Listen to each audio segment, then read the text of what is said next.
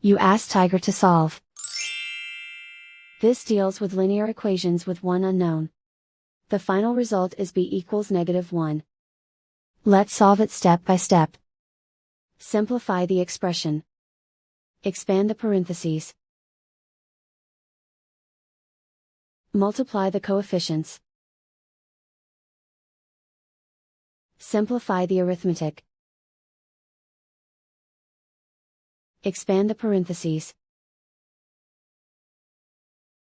Simplify the arithmetic. Swap sides.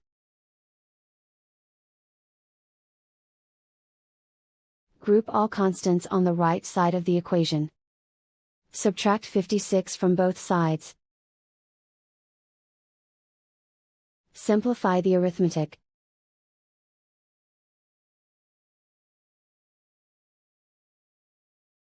Isolate the b. Divide both sides by -36. Cancel out the negatives. Simplify the fraction. Move the negative sign from the denominator to the numerator.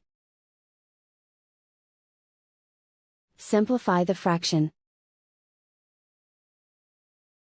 And so the final result is b equals -1.